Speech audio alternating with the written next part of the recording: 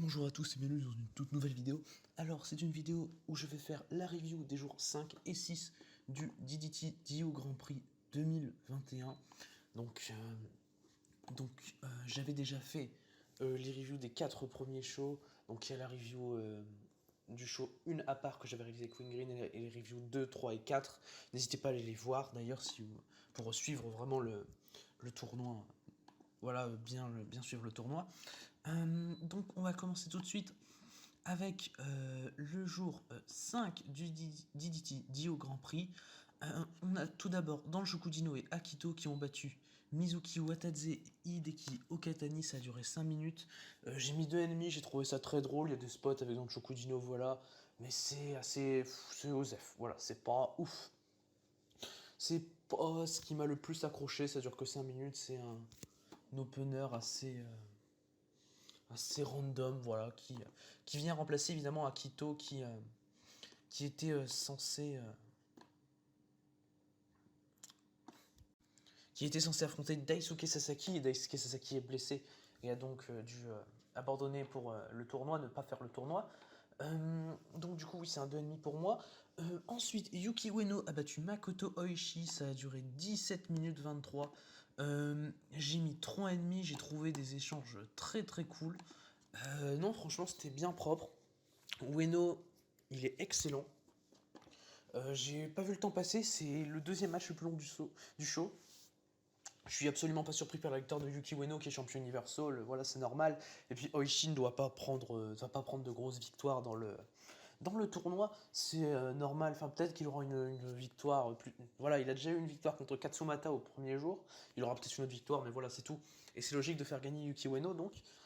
Voilà, c'est 17 minutes qui sont passées très vite sans pour autant être incroyables. Ouais, franchement, c'était bien cool, c'est un bon 3,5 pour moi. Ensuite, Shunma Katsumata a battu Kazusada Higuchi en 11 minutes. Alors, c'est un match auquel j'ai mis 3,75.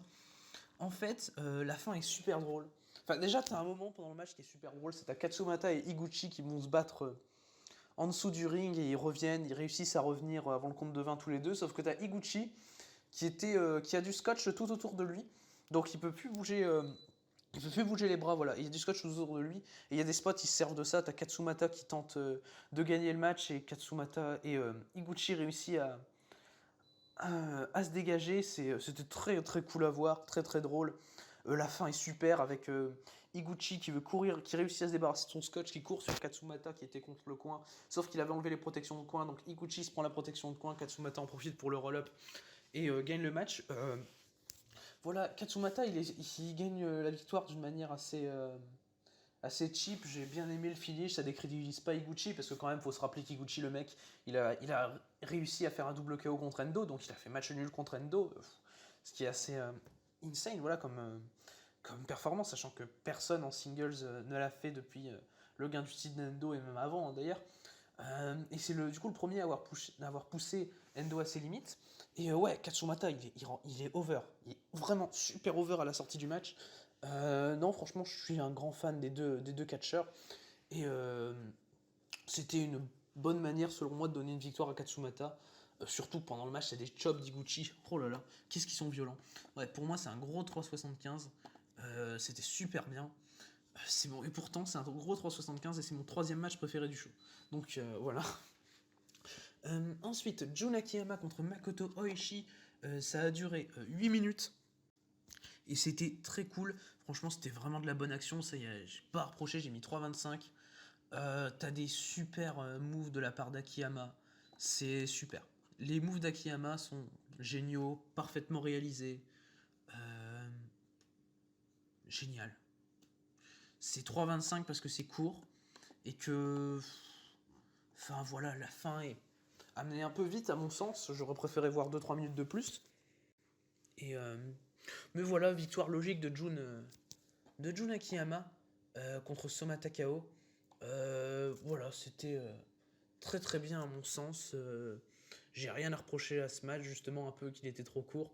Mais sinon c'est un bon 3,25 avec une très grosse perte d'Akiyama comme d'habitude.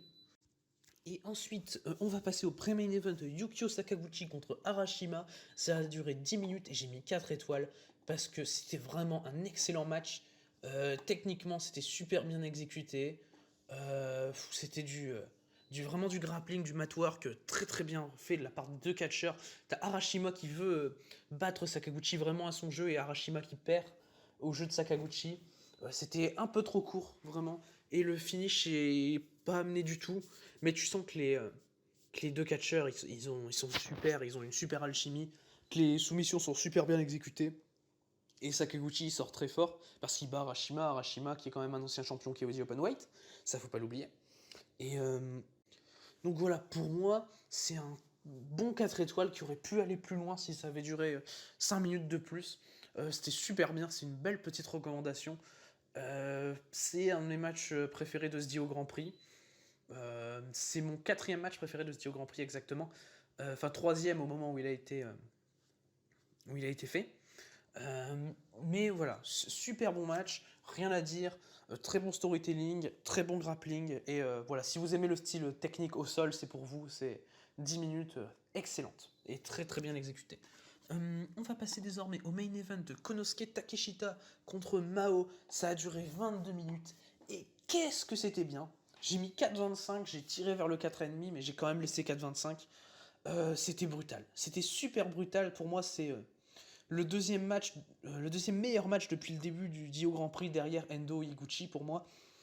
Et chaque seconde du match c'est intéressant, t'as que des bons spots. Mao c'est un super underdog, surtout pour affronter l'ancienne ace de la DDT Konosuke Takeshita. Ouais, Mao franchement c'est un bon underdog, mais contre Takeshita qu'est-ce que ça marchait bien en plus.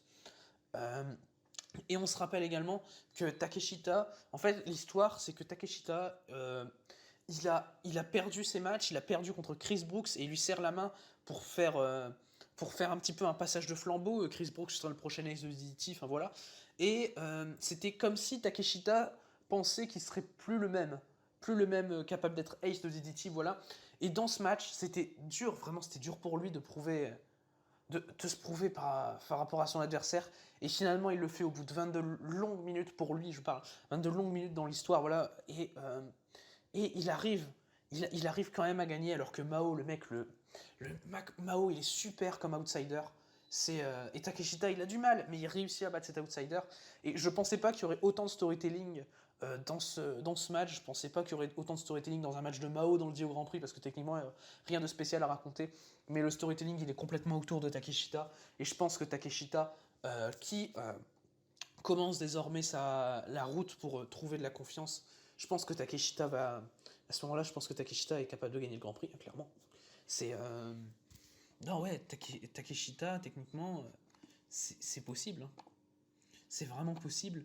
Euh, et ce match le prouve, et c'est vraiment toute l'histoire qui est racontée autour de un peu la rédemption de Takeshita qui, cette année, n'a plus été l'ace de l'EDT comme il l'avait été l'année dernière, en remportant notamment le main event du Peter Pan contre Tetsuya Endo, qui est un de mes matchs préférés de l'année 2019 d'ailleurs, n'hésitez pas à checker.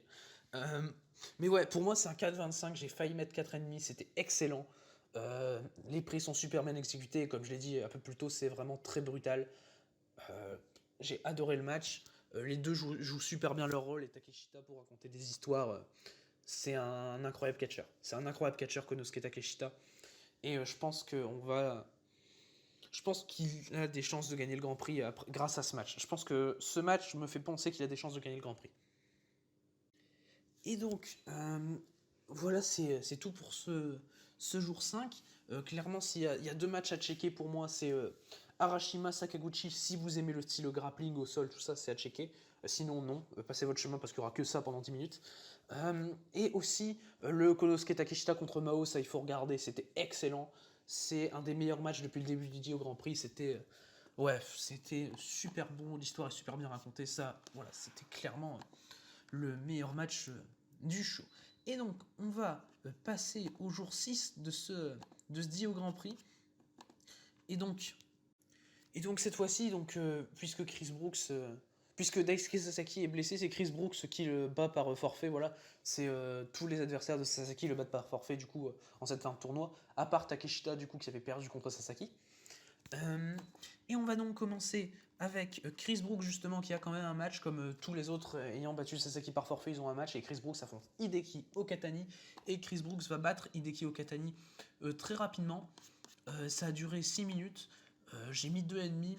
L'action est bonne. Il y a des bons échanges. Le finish par soumission très brutal, très bien amené. Et ça met très fort Chris Brooks. En tant que Gage in Hill, Chris Brooks, j'adore. Franchement, j'adore Chris Brooks en tant que Gage in Hill. C'est clairement super.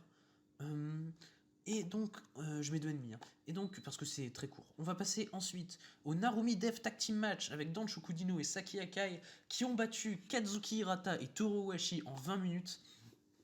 J'ai trouvé ça très très drôle. J'ai mis 3,25. T'as des spots super drôles avec Dan Shokudino, avec Keigo Nakamura, ou avec même l'annonceur, tout le monde monte son cul. C'est DDT. C'est très. C'est voilà, si je devais noter ce match, c'est DDT sur 20. Voilà, si vous aimez le côté comédie DDT, vous aimerez. Sinon, faut pas regarder. Moi, c'est 3,25. J'ai bien ri pendant le match. Voilà, il n'y a pas de problème, j'ai trouvé ça super. Les spots avec Hirata qui a sa musique qui retentit, il commence à danser partout, c'est génial. Voilà, super. Kazuki Hirata, c'est mon comédie wrestler préféré. Et en plus, il est très bon dans le ring. Donc voilà. J'adore Kazuki Hirata, enfin j'adore tous ceux qui sont dans le match. Donc clairement, ouais, j'ai vraiment bien aimé 3,25, j'ai failli mettre 3,5. Ensuite, on va passer à Konosuke Takeshita contre Yukio Sakaguchi. J'ai mis 3,5, j'ai trouvé ça super bien. J'ai adoré le match. Ça finit par KO en plus, et victoire de Takeshita par KO. En fait, dans le jour 5, tu as Sakaguchi qui fait ses manœuvres un peu. Voilà, Sakaguchi, c'est un catcheur qui est très grappling, qui est très strike, grappling. Et Sakaguchi, il arrive à battre Arashima dans, euh, dans le dernier match, dans ce style-là. Et sauf que là, t'as Takeshita qui le fout KO, quoi. Enfin, Takeshita, il arrive pas. Et Takeshita, il montre déjà qu'il est plus fort qu'Arashima. Et Takeshita, il revient. Et dans l'optique de gagner le Grand Prix, c'est clairement de plus en plus mon favori, Konosuke Takeshita. Euh, ouais, c'est 11 minutes de très très bon catch. Pour moi, c'est un très bon 3,5. Ouais, j'ai adoré le match.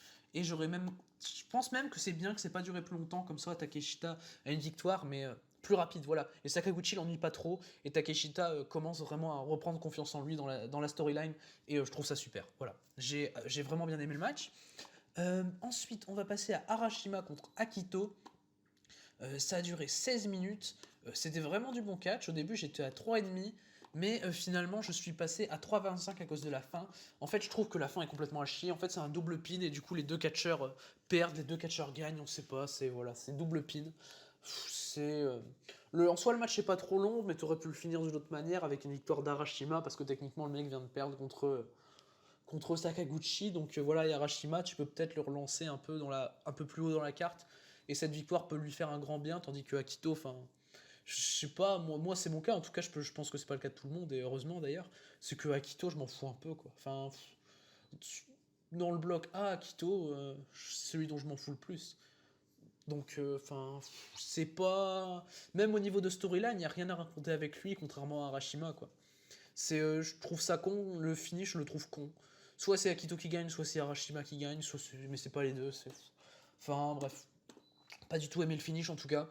Je mets 3,25 parce que le match reste très bon dans le ring, mais j'aurais mis 3,5 sans le finish et même peut-être 3 quarts si ça avait encore accéléré pendant 4-5 minutes. Mais en tout cas, ouais, le match est cool, mais je gueule vraiment sur le finish et pour moi c'est un 3,25. Et donc, on va ensuite Shunma Katsumata contre Yuki Ueno. C'est clairement mon match préféré du show. J'ai mis 3,75. Ça a duré 14 minutes. J'ai trouvé ça super bon. Il y a des moves qui sont super bons. Des retours de Katsumata. À un moment, tu as Katsumata qui fait un jumping double foot stomp un peu sur la tête de Ueno sur l'apron. J'ai trouvé ça génial. Tu as des spots avec des chaises aussi à l'extérieur du ring que j'ai trouvé génial. Le finish est très cool. Non, ouais, j'ai vraiment tout aimé dans ce match. Katsumata contre Ueno, c'est clairement pour moi le match à voir de cette journée. C'est un bon 3,75 pour moi. Il y a du bon rythme. Katsumata est très bon. Pour moi, c'est sa meilleure paire depuis le début du Dio Grand Prix. Ouais, clairement, Yuki Ueno, c'est un gros projet, je pense. Ueno, il est super bon. Il est excellent. Et il est Universal Champion. Et enfin, pour moi, c'est normal. Voilà, voilà, il recommence à gagner. Voilà, il a 2 victoires de rang déjà d'affilée. Donc, C'est ce qu'il faut, c'est le booking qu'il faut pour moi pour ce Grand Prix pour Yuki Ueno. Tatsumata a pas besoin de la victoire. Surtout qu'en plus il avait perdu contre Mao à Ultimate Party, Mao qui a perdu contre Ueno, lui-même pour le titre Universal. Mais, euh, mais voilà, le match est génial et c'est vraiment à regarder, c'était un super match. Donc on passe désormais à Soma Takao contre Tetsuya Endo. Alors c'est un match que j'ai vraiment bien aimé. J'ai mis 3.5. Le match est super cool, ça dure 16 minutes.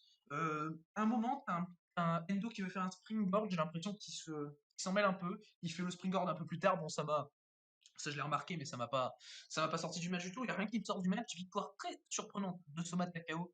En fait, l'histoire, c'est que Takao est un peu le leader, non, Endo est un peu le leader de Damnation, enfin, est le leader de Damnation même, et Takao est juste un membre, voilà, random un peu dans Damnation, que Endo ne considère pas spécialement comme important, et même Takao, depuis le début du tournoi, il ne considère pas le tournoi comme spécialement important, enfin voilà, et, euh, et Endo perd contre Takao, Takao réussit à créer la surprise et à montrer à son leader qu'il est existant, qu'il existe, et ça, j'ai trouvé ça super en termes de storytelling. C'est un bon 3,5 pour moi. J'ai failli mettre 3,75. C'était clairement bien cool. Et enfin, on va donc passer au main event. Main event qui a opposé Kazusada Higuchi à Jun Akiyama. Et c'était un match qui m'a hypé énormément. Mais vraiment, le match m'a hypé énormément. Et malheureusement, ça n'a duré que 4 minutes. Et victoire de Katsusada Iguchi par tombée un peu bizarre pour protéger Jun Akiyama. Je trouve ça bien pour protéger une éventuelle affiche entre les deux hommes plus tard. Mais ça me saoule vraiment dans le sens où j'étais énormément hype. Et ouais, ce match me déçoit fortement, ça dure que 4 minutes. Et ces 4 minutes sont très bien. Il y a un coup de genou d'Akiyama, à un moment, il se dégage à deux. J'ai trouvé ça super. Mais franchement, ça me saoule. Ça me saoule d'avoir que 4 minutes de ces deux catcheurs-là. C'est un 2,75 pour moi, parce qu'en 4 minutes, ils arrivent à monter à un bon rythme, quoi. Et c'est du Akiyama, c'est du Higuchi, ça tape fort, c'est bien, c'est stiff, c'est tout ce qu'il faut, mais ça dure que 4 minutes. Donc je peux malheureusement pas aller plus loin.